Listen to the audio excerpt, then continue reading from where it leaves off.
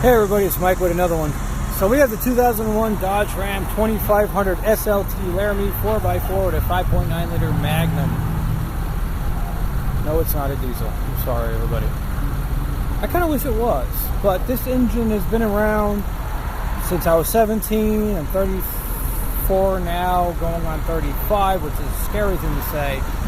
I've done a lot of rework to this whole truck, from transmission to engine, you name it, to lifting it, bodywork, air horns and sound systems, and holy crap, if I saved the amount of money I put into this truck, I could have bought another house. So let's take a look at this motor. Starting off on the top side of this engine, you can see over by the throttle body is a spacer from Spectra, and on top of it in powdered blue is a air intake by Volant. Very good air intake system. It does from the fender and cold air.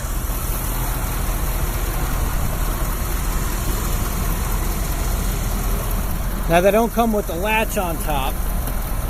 That I did separately.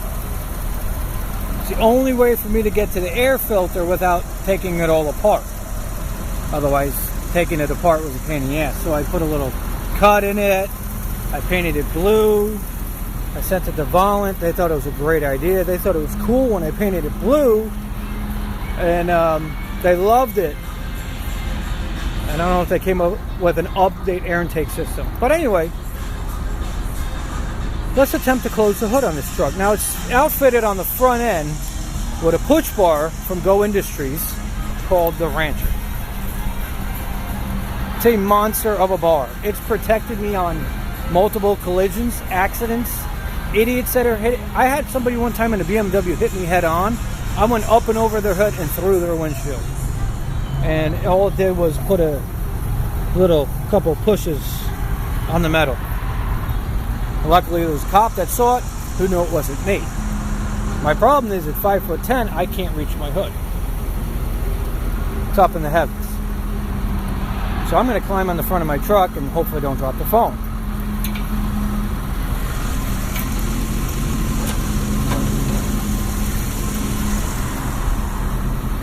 Now the grill on this truck is custom made.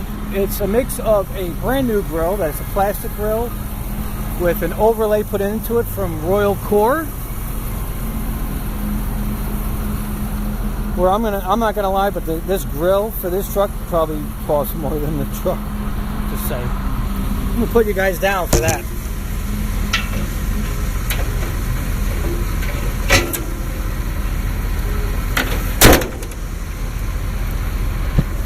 Now, because I bought an aftermarket hood and I painted it black to match the Challenger at the time, I didn't realize that the aftermarket hood didn't have the clip set up to attach to the factory settings. So it needs hood pins.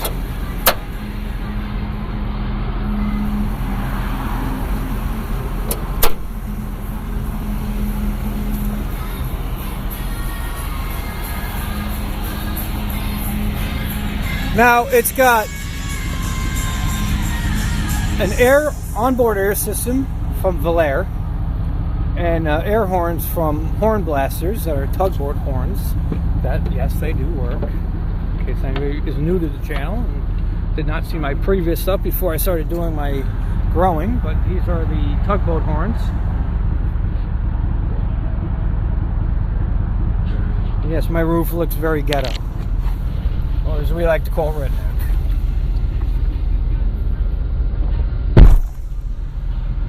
Now I also installed a fancy audio system from Boss, because, well, why not? And for the onboard air system, we have the gauge right here. It's fully pressurized. We have a switch down there for the air horn solenoid. And we also have a pull chain to run the air horns.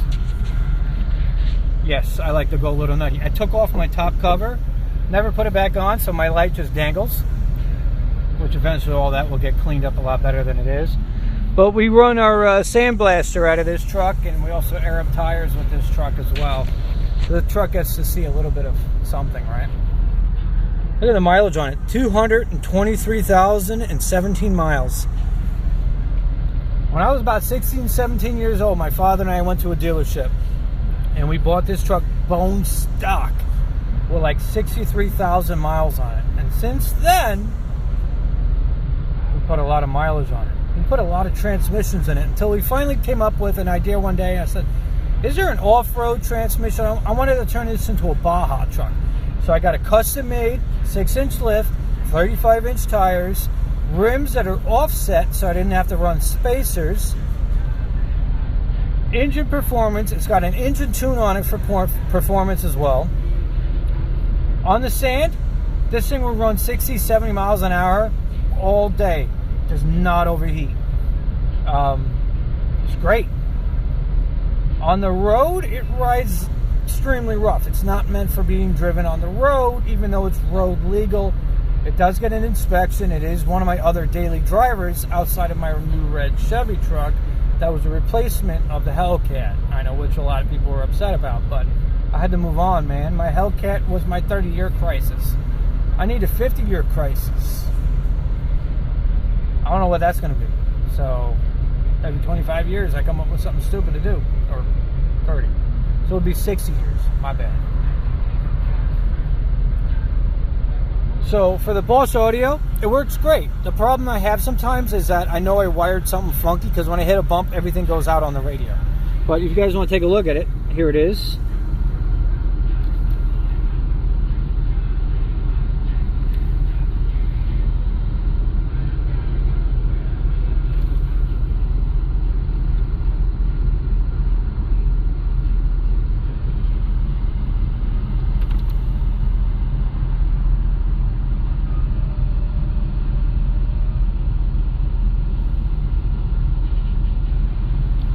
Now, under the back seat, it's got two 12-inch subwoofers from Boss.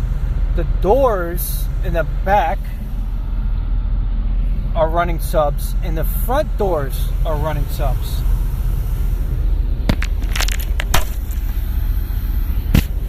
I know it's a lot more in this video. Let's see if we could find a radio station here. I'm going to get some beat going. Go quick.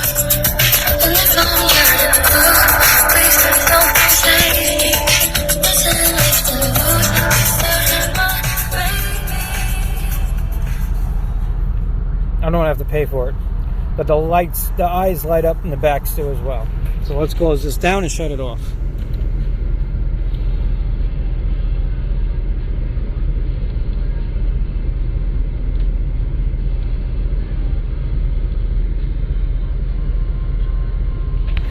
Heat works great. AC has always been shit in these trucks. So because I don't have my normal phone holder like I did on my old phone, just like in the Army truck, you're going a cup holder. In the Army truck, you're in a sweatshirt. Now you're in a cup holder.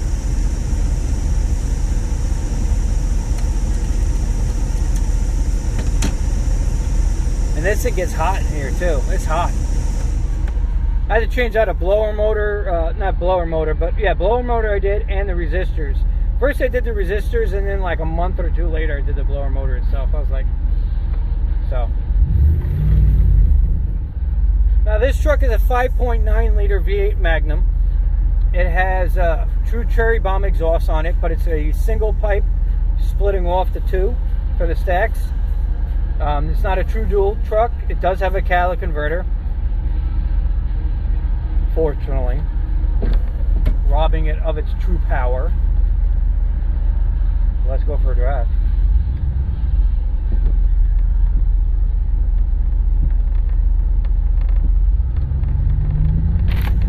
Windows down, and back windows are down as well. Now it's a lot quieter than the Army truck, not by much, but it is quieter. You can position you guys a little bit better. Don't disappear on me.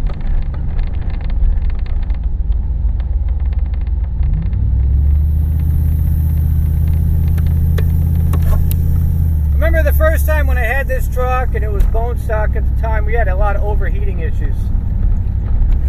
We were driving on the sand a lot, my father and I, and my bright idea was to put cut holes in the hood. That pissed him off. Then I put step bars on it, and that pissed him off. Then I put the push bar on it from Go Industries. That pissed them off. It's got a wide turning radius. Then,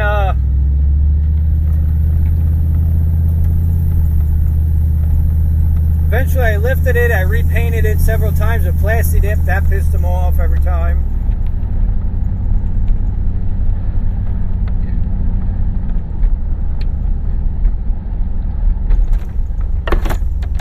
Didn't take much to piss my father off.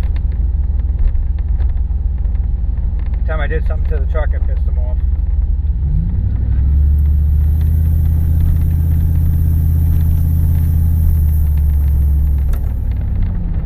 I do have a fire extinguisher in this truck now, thanks to the fucking bed fire. So that's in arm's reach, which is great. That was one hell of a day I don't want to relive. So let's not experience that one again. I am looking for something to cover over the stacks in the back. I have an old cover. I might cut it down low so I can still use it for other than just driving around in the snow or harassing the locals.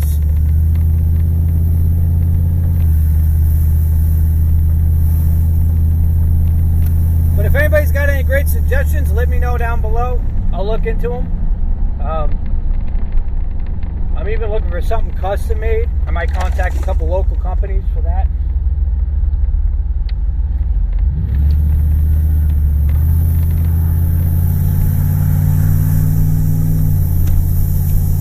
What's the horn sound like where you're driving? Let's see if we can wake everybody up.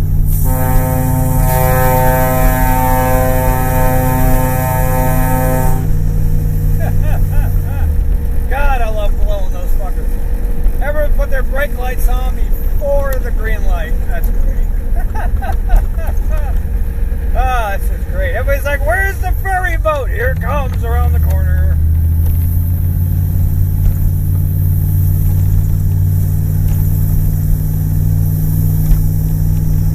Oh, yeah, good shit.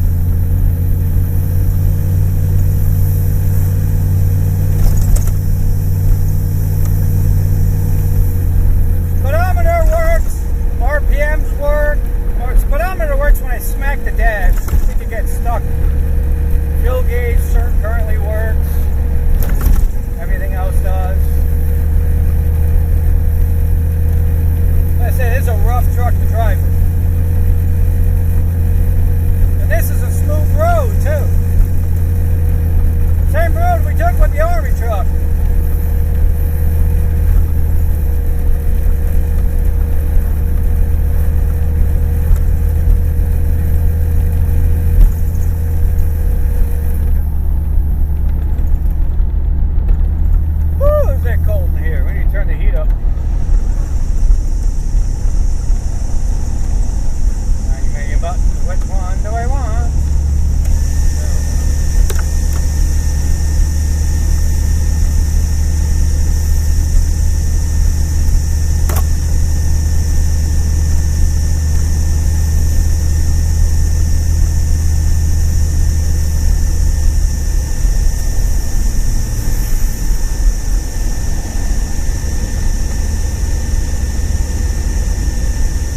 I can still make that sharp ass turn. Probably not. Let's see. That's straight. First wheel. Come on. Oh God. I need 40 acres to turn this fucker around. Do we got it? Do we got it? Do we got it? We may have it. We may have it. Nope, we don't. There's a bush. Wait. Oh, we got it. Nope, we have a curve. Curb's time to go. Oh, we got to turn the other way now. There we go, this way. Alright, so a couple curves we had to run over to make this fucking U-turn. Fine. Now we can open it up a little.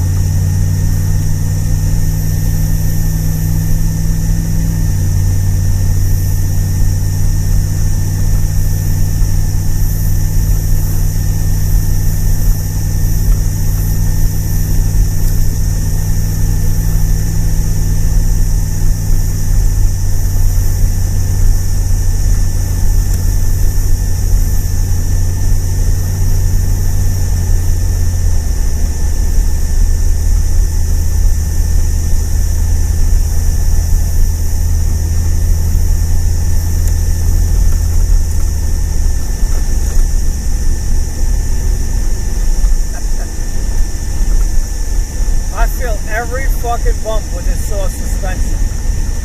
Every bump I feel. But it's meant for going over sand and stuff. You know, it was more meant for going through sand, more than anything else. It's not meant for deep water. I fucking drowned it one night. That sucked. Never meant for water. So, never meant for really driving on the road. It's meant for driving on the road for about 20 to 30 miles, and then it was meant for like 100 plus miles of sand. And then some.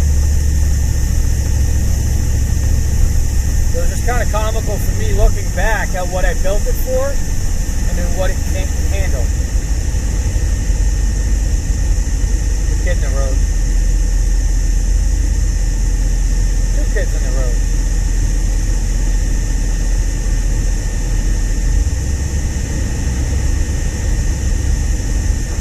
How you doing?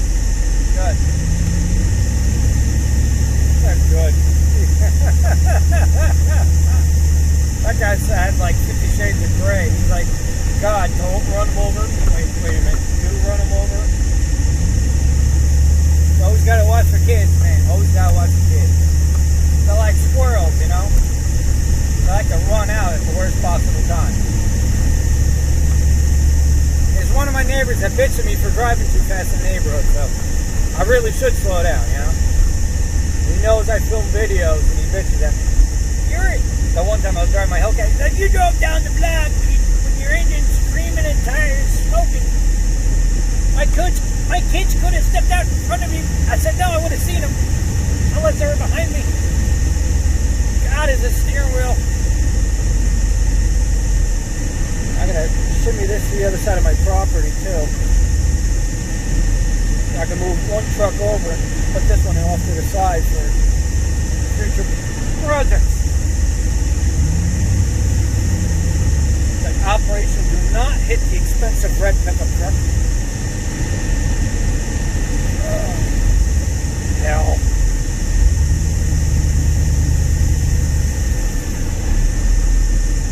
And we're good. Now I gotta close all the windows. That's it for everybody inside the driving of the Dodge Ram. One last toot for everybody before we go.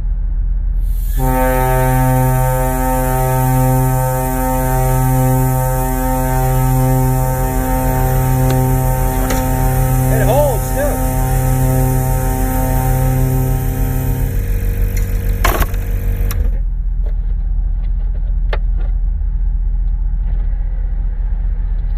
Hope everybody has a great Sunday.